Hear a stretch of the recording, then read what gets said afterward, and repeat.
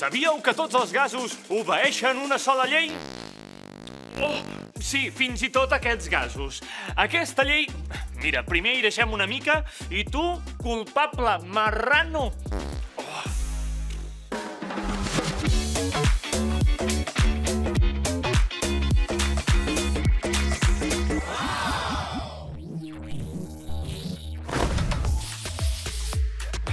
L'atmosfera, l'aire que ens envolta o aquest ambientador contenen gasos molt diferents, però tots ells, tots obeeixen la llei general dels gasos. Aquesta llei ens serveix per predir el comportament d'un gas en funció de les seves variables principals: la pressió, el volum i la temperatura.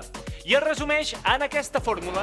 No t'espantis, abans d'explicar-la et mostraré 3 lleis anteriors que t'ajudaran a entendre-ho millor. Lleis que es compleixen correctament només quan es treballa en condicions ideals, a pressions baixes i temperatures altes, que és quan les forces d'atracció entre les molècules del gas són més febles. Primera! Llei de Boyle-Mariotte. No era el cognom del seu descobridor, sinó que en va tenir 2. Robert Boyle, científic anglo-irlandès, i el francès Edmond Mariotte. Tots dos van arribar més o menys al mateix temps a la mateixa conclusió, que era: a temperatura constant, si augmentes la pressió d'un gas, el seu volum disminueix. Si disminueix la pressió, augmentarà el volum. És a dir, que pressió i volum són inversament proporcionals. A dins d'aquest sifó hi tenim nata líquida barrejada amb gas. Aquest gas està a alta pressió, comprimit en un volum petit dins del sifó. Si obrim la vàlvula, el gas surt a l'exterior, on es troba amb una pressió més baixa i el seu volum augmenta. Això és Boyle-Mariotte en acció! Boníssim, oi? Segona llei, la llei de Gay-Lussac.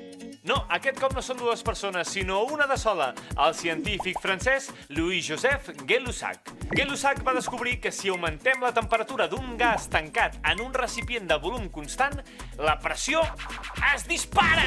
A més temperatura, les partícules del gas es mouen amb més velocitat, xoquen amb més energia contra les parets interiors del recipient i augmenten la pressió. Per tant, pressió i temperatura són directament proporcionals. Per això, si per exemple deixéssim una pilota desinflada com aquesta al sol, al cap d'una estona s'inflaria una mica, si no estigués mossegada. Busca! Busca! Tercera llei! Llei de Charles, que no és la llei d'un que es deia Charles, sinó Jacques, el científic francès Jacques Charles. Sí, és una mica merder, això dels noms. Què diu la llei de Charles? Doncs que a pressió constant, quan augmentem la temperatura d'un gas, el seu volum augmenta. És a dir, que temperatura i volum són directament proporcionals. El bo d'en Charles la va demostrar amb globus aerostàtics. I en sabia una mica. Va ser el primer que va arribar a 1 quilòmetre d'altura en un globus inflat amb hidrogen l'any 1783. Resumint, les 3 lleis ens diuen que a temperatura constant, si disminuïm la pressió a un gas, el seu volum augmenta.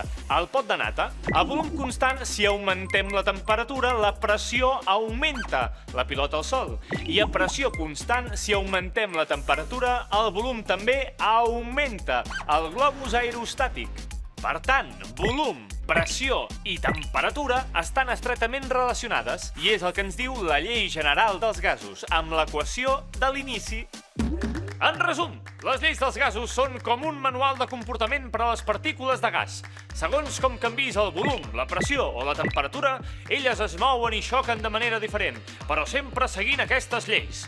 Aquest cas queda vist per sentència. I perquè responguis les preguntes... La llei de Boyle-Mariotte diu que a temperatura constant, quan la pressió d'un gas augmenta, el volum augmenta, disminueix o es queda igual. La B, exacte! Quan la pressió augmenta, les partícules del gas s'ajunten i el volum disminueix. Continuem. Si tenim una pilota desinflada i la deixem al sol, es desinflarà més? No li passarà res? O s'inflarà una mica? La C, la llei de Gay-Lussac, ens diu que a volum constant, si la temperatura augmenta, també augmenta la pressió. I per acabar, quines 3 magnituds estan relacionades en la llei general dels gasos? El volum, la temperatura i l'altura? El volum, la temperatura i la pressió? O el volum, la pressió i la pressió atmosfèrica? La B, molt bé! La relació entre volum, temperatura i pressió determina el comportament dels gasos, sempre que es treballi en les anomenades condicions ideals. Tu sí que ets ideal! Ja ho tens!